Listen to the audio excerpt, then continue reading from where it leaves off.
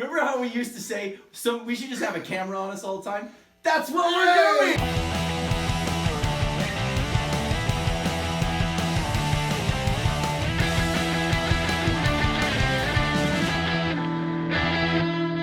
Welcome back, sports fans, to Week 9 of the 2022 season of the NFL Loop Power Rankings, brought to you by 36 Pitch Productions from the NoHO Arts District studios in Southern California's beautiful San Fernando Valley.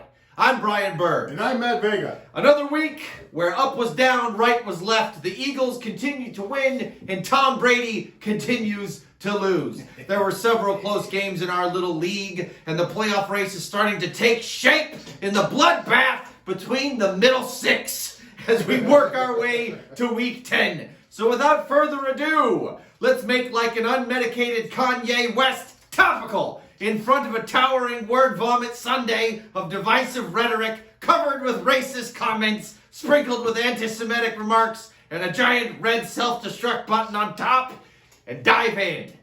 Matt! Hi! Push that red button. Number 1.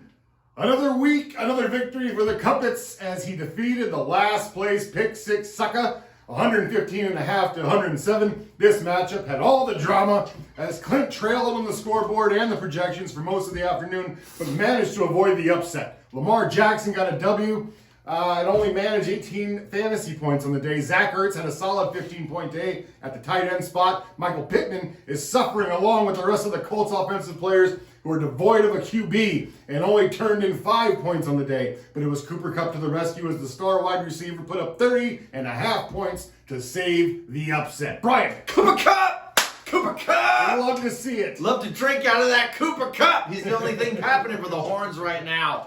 Number 2, Drake from State Farm. Coming in number 2, 7-2 in the middle of NoHo. Drake from State Farm ran away with the victory over I Ride with Rogers by a score of 165 to 101. Ran away? It was a boat race. You kidding me? With the Browns on a bye week, Matt was forced to dig deep into the bench, but still managed to put up some high scores. Regular starter Pat, Captain Ketchup Mahomes, had an unbelievable day throwing for 446 yards. I don't even drive that far. And 2 total TDs, bringing in 46 points this week. The world's strongest man, Derrick Henry, was on display with 28 points, and rookie sensation Kenneth Walker III, he was wearing his Harvard tie, continues to show he's a workhorse, getting another game of 100-plus yards and 2 scores for 32 fantasy points, Max Headroom. The only starter to truly disappoint on this team was Drake London, who had seen his numbers decline after a solid first month of the season. Note, there was no mention of any of I Ride with Rogers teammates in that, because there was nothing to say. Matt? It's not a goddamn thing to say Not about a thing about it. Putting the brakes on a 2-game skid. The Hawk Blockers defeated the Virgin Mary 149 to 129.5 to move into the 3 spot this week. With his starting QB on the bye week, Mike was forced to go. Jesus Christ. He was forced to go with standing Justin Fields and was rewarded handsomely to the tune of 53 points off of over 170 rushing yards to go with his 123 passing yards and 4 total touchdowns. Justin, moving on up, Jefferson had a 27-point day with the Vikings, and the New England defense straight up embarrassed the Colts so bad they were forced to fire their head coach, holding them to only a field goal on the way to 33 fantasy points. I have a reenactment of how that happened. Get out. Do you validate? Now! Number 4, Smoke and Herb. At 6-3, number 4 this week is James and his Smoke and Herb team. Call him Captain Insano, as he showed his wife Chantel no mercy, defeating her team 135 to 87. It was a slow day at the office for old Herb, as he only put up 16 points on the day, but Eckler managed to hit pay dirt a couple of times and put up 23. It's about damn time. Those Chargers. Fill in back Kenyon Drake had a great day with 24 points. The Dragon. And Tyreek the Streak with another big game for the Dolphins offense with 7 catches for 143 yards and a touchdown. Good to have the cheater around to provide an additional 29 points and bringing his win streak to 5 in a row. Number 5. In an absolute nail-biter, I bet in his carry-on luggage team, narrowly defeated Jonathan Taylor Thomas, 109 to 105 to hang on at number 5 this week, despite 3 starters in the lineup being on the bye and putting up 3 zeros. That's right, CMC rushing, throwing, receiving factory. CeeDee Lamb and Brandon Ayuk were all in the starting lineup despite being on the bye. It was irrelevant though, as he got great performances from Travis Etienne Fix Everything with 30 points, and tight end Dallas Goedert had a 26-point day. Hey, what is this? Tight ends are scoring 26 points? What's happening? That's why you can use them in the flex. That's They're right. a valuable weapon. Number 6, Asher's Mama is with. Some of them are valuable weapons. Number 6, Asher's Mama is winning at 5-4 after a solid victory last week. Chantel's Asher's Mama's team fell to Smoke and Herb 135 to 87. It was a tough week all around for Chantel, as no player on her roster managed to score more than 17 points. Everyone there is not yet legal. Tom Brady and Garrett Wilson were the 2 with 17, while running backs Antonio Gibson and DeAndre Swift 8 points each, and DK Metcalf 14 points. The rest of the squad was single-digit efforts in a disappointing outing for Chantel as she tries to stay above 500 and make a push for the playoffs. We will re-meet that topic in the matchup of the week. Matt! And we go, where are we at? Oh, there we go. Number 7. Speaking of tight ends doing nothing, number 7, I ride with Rodgers in the midst of a 4-game skid. Brian and his I ride with Rodgers' team fall to number 7 this week after losing to Drake from State Farm, 165 to 101. The typically stellar combo of Josh Allen and Stephon Diggs only brought in 34 points combined on the day. Christian Kirk brought in 21 points to finally reward Brian for drafting him. And the Chargers defense put up a respectable 11 points. What did him in was running back Dontrell Hilliard going for 2 points, and the usually busy Ty Higg was amazingly held without a statistic. Not one! Putting up a goose egg for the week. Perfectly healthy. Perfectly healthy. Let's get that out of the way. Let's talk real quick. Let's not say that necessarily the Rams as a whole are generally healthy. Well, not mentally, no. They are anemic. They have nothing. And basically, I think they're using Tyler Higbee to compensate for some of the blocking that they're not getting, and therefore cannot release him to catch passes. He's listening to a lot of talk radio. Oh, right. I came on this myself. Number 8, the Virgin Murray. I may have some influences. At 4-5, what seemed to be a sure victory with her opponent dealing with the bye week for several top performers. The Virgin Murray ended up losing to the Hawk Blockers this week. Mike Mellon, you son of a bitch. 149 to 129.5. Things were looking good as Joe Mixon went nuts on the Carolina Panthers, rushing for 153 yards and accounting for 5 total touchdowns on his way to 59 fantasy points. Unfortunately, the rest of the roster left a lot to be desired. Miles Sanders and A.J. Brown had 15 points apiece. Marquee man Kyler Murray, have you ever heard this guy talk? Had a 19-point day, but the rest of the team just couldn't get it together with mainly single-digit efforts. And for some reason, she played the Carolina defense against the Bengals for -2 points on the day. What do? You think you know? This is the part of the show we like to call, How Could One Have Known? Well, I'll tell you what. You don't put your starting defense against your star running back on the same team. That's just asking for a bad time. You know, Matt, some people say that all points in fantasy are scored in a vacuum and they don't necessarily affect the other. You said that last season. I did.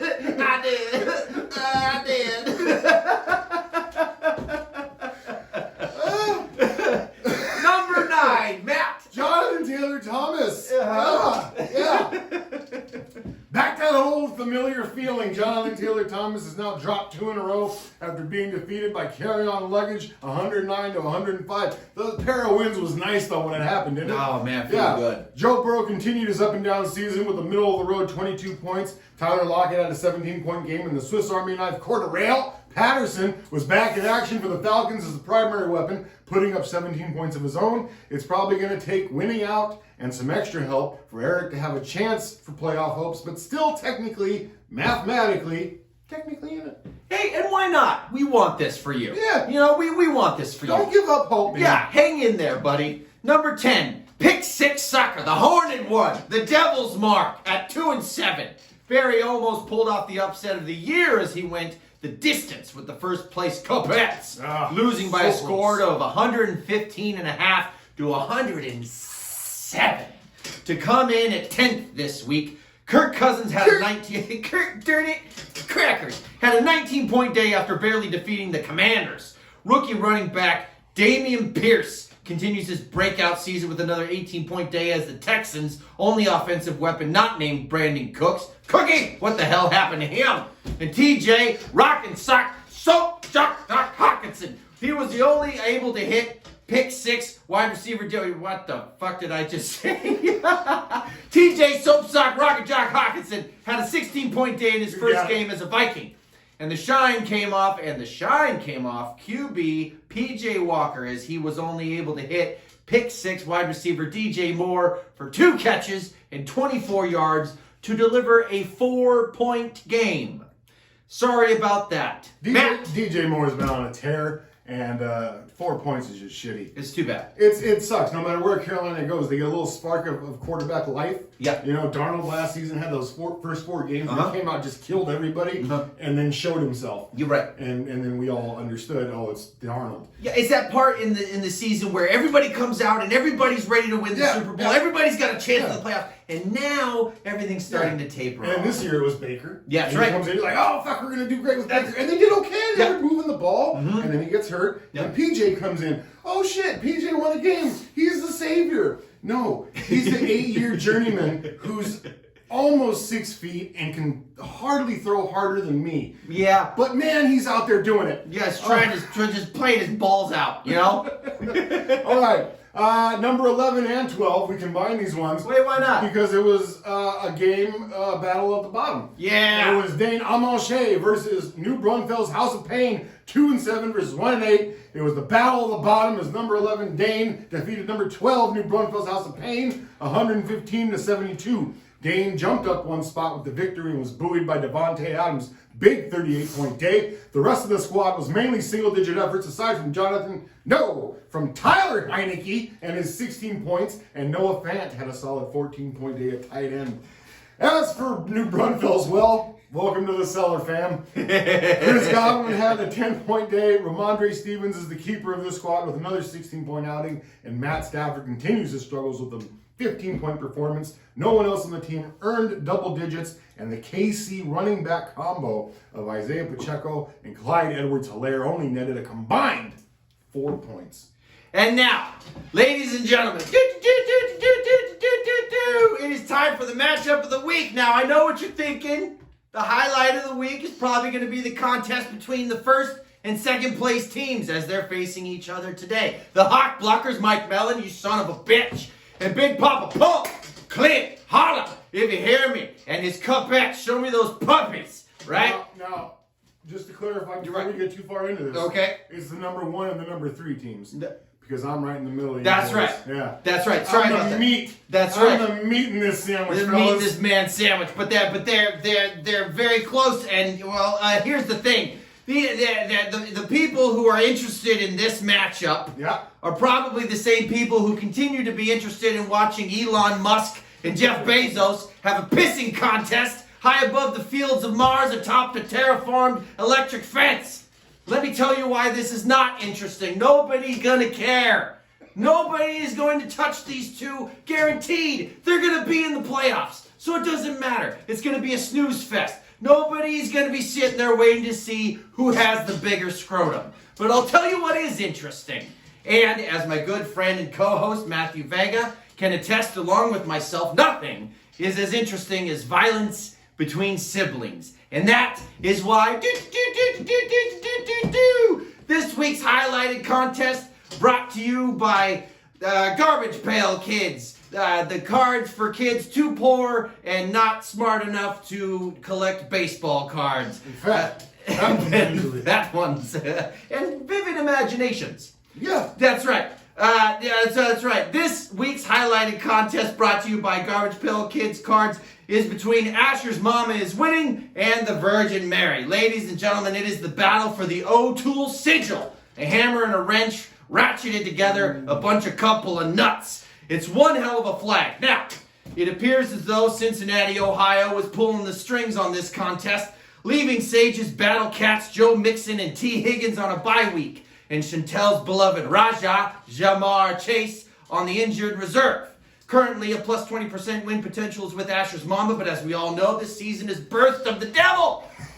Rife with inconsistencies and uncertainties, and christened by this week's, of all things, an eclipsed blood moon. Full blood moon, guaranteeing this contest between siblings will get ugly or at least very interesting. Will they both end up smack dab in the middle at 5-5, or will the space between them continue to grow? Best of luck to both as we sit poised to see who holds the O'Toole Sigil at the end of the week. And may both those little babies sleep soundly. Bless them both.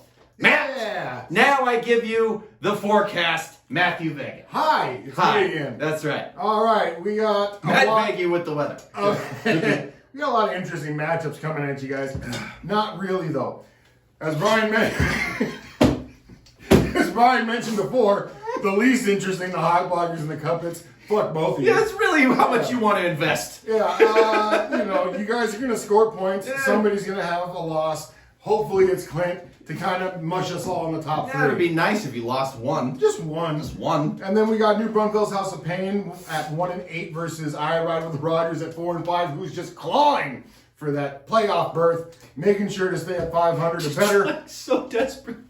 What am I gonna do? What do I do? The best you can. I'm telling you, dude. Now Josh Allen might be out this week. I've got another bye week next week. Yeah, I got you're looking down the barrel at Jared Goff My God. as your starting quarterback. That's right, to get that epic double derp. Scary. It's not a double dip, it's a double derp. Yeah. That's right. Amon Ra is the only, yeah. That's right. Yeah, let's hope so. We'll And we see. got Dane Amonche versus Beton. Tracy Carrion. Now, here's the thing, is Abid, he's kind of in there fighting. He's one of that middle six, all right? And he can get taken out by Dane, who's just been, he won his last one, but until then, I think he lost 6 in a row. Yeah, but he'll take your kneecaps out. He fucking will. That beat Josh at 10. And then we got Smoke and Herb versus Jonathan Taylor Thomas. We got the sister-sister matchup. And then we got the brother-in-laws matchup. This is going to get real fucking ugly. I see Asher and the Virgin Murray. Asher's Mama's winning in the Virgin Murray. the Virgin Murray, but that's not her boy's name. No, it's not. It's Parker. Parker new to the pack. It's Parker.